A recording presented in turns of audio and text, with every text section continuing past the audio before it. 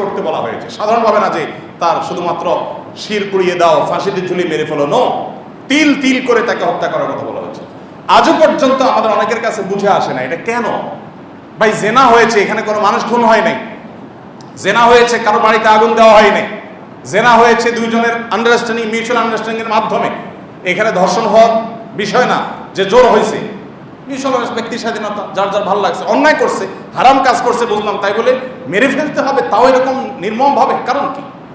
এবং জেনা হলে তার শাস্তি এত কঠোর কেন? কিন্তু আপনি যে নামাজ এক ওয়াক্ত না পড়েন সারা সপ্তাহে, ইসলাম বলে নাই, কোন ইসলামিক দণ্ডবিধি আলোকে ইসলামিক বিচার ব্যবস্থায় কোন বিচারক আপনাকে এত বেত্রাঘাত করবে, অমুক শাস্তি দিবে, এরকম কোনো কিছু ঠিক করে দেয়। তার মানে হলো যে আপনি নামাজ না পড়লে আপনি জাহান্নামে যাবেন, আপনার ক্ষতি হবে। সমাজের মানুষকে আপনি ক্ষতিগ্রস্ত করছেন না, আপনি বেনামাজি হয়ে। আপনি রোজা না রাখলে আপনার ক্ষতি হবে, সমাজকে ক্ষতিগ্রস্ত করছেন না। বাট আপনি যদি চুরি করেন তাহলে সমাজ ক্ষতিগ্রস্ত হবে। চুরি ব্যাপকতা লাভ করলে সমাজের মানুষের নিরাপত্তা, মালের নিরাপত্তা নষ্ট হবে। আপনি খুন করলে সমাজের মানুষের জীবন নিরাপত্তা নষ্ট হবে। এই জন্য ওইগুলোর জন্য দণ্ডবিধি রেখেছে শরীয়ত। ঠিক একইভাবে আপনি যখন জেনা ব্যভিচারের বিষয়টাকে খুব স্বাভাবিকভাবে দেখবেন সমাজে, তখন কি হবে জানেন? তখন মানব সভ্যতা হুমকির মধ্যে পড়বে। পৃথিবীর কোনো সাইক্লোন, কোনো ঘূর্ণিঝড়, কোনো ঝড়, কোনো জলোচ্ছ্বাস, কোনো ভূমিকম্প, কোনো ভূমিধস, কোনো প্রাকৃতিক দুর্যোগ, এমনকি কোনো যুদ্ধ বিগ্রহ গোটা পৃথিবীর মানুষকে শেষ করে দিবে না।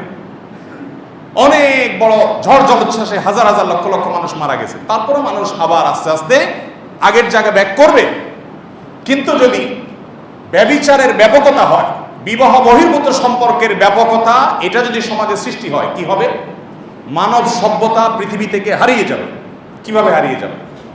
আমার সময় নেই, খুব সংক্ষেপে যদি আমি বলি, হারিয়ে যাওয়ার যে চিত্রটা সেটা এরকম হতে পারে।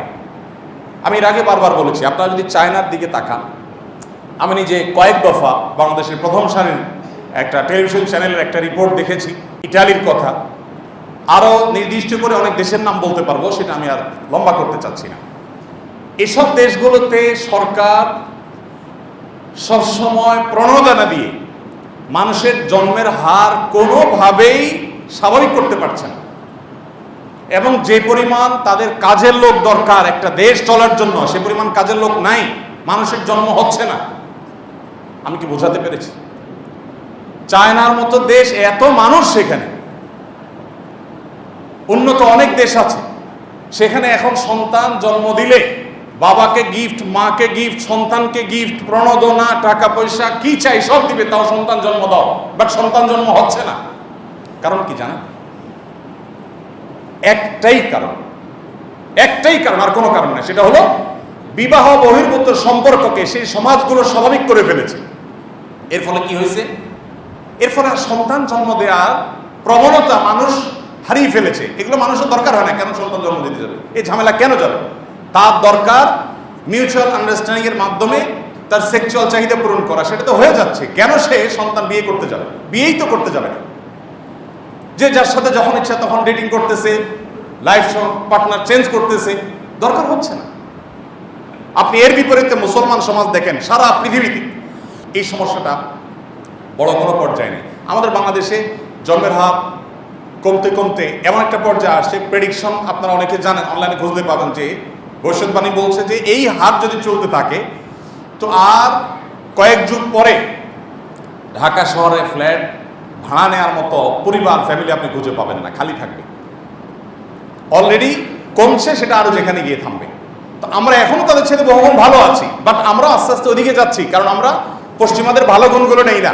তাদের কুকুর যদি রাস্তায় পায়খানা করে, তারা গাড়ি থেকে টিস্যু নিয়ে সেটা তুলে নিয়ে ডাস্টবিনে ফেলে, আমরা তাদের ভালো গুণটা নেই না।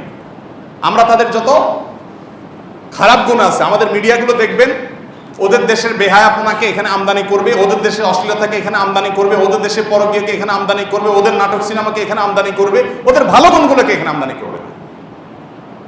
সময় তো উপস্থিতি, মানব সভ্যতা হারিয়ে যেতে পারে। কারণ আস্তে আস্তে যে মানুষ জন্মের হার যখন এভাবে কমতে থাকবে এবং মানুষ বিবাহ থেকে সরে যাবে, বিবাহের দরকার কি? আর বিবাহ করবে না। বিবাহ তো ঝামেলা, হ্যাসেল, টাকা পয়সা, কমিটমেন্ট, এটা বিশাল ব্যাপার। আপনারা জানেন যে উন্নত দেশগুলোতে অনেক দেশে আইন আছে যে আপনি বিবাহ যদি একবার করছেন তো এমন ফাঁসা ফাঁসবেন যে এরপর আপনি তালাকও দিতে পারবেন না। ওই ভদ্রমহিলা টর্চার করবে, সহ্য করে যেতে হবে, কারণ তালাক দিলে আপনার অ্যাসেটে অর্ধেক দিয়ে দিতে হবে তাকে। আছে না অনেক দেশে আইন, এ ভয় বিয়েও করে না। ইসলাম এত সুন্দর জীবন ব্যবস্থা যে না, আপনি বিয়ে যেমন করবেন উৎসাহ দেয় ইসলাম, যদি আপনার অসহনীয় পর্যায়ে আপনি চাইলে বিচ্ছেদও যেতে পারেন, তাহলে সম্পদের অর্ধেক দিয়ে দিতে হবে না, তবে হ্যাঁ তার প্রাপ্য যেটা সেটা ঠিকই বুঝিয়ে দিবেন। আল্লাহ তাআলা আমাদের সবাইকে এই ভয়াবহতা উপলব্ধি করার তৌফিক দান করুন। এই ভয়াবহ ব্যাধি থেকে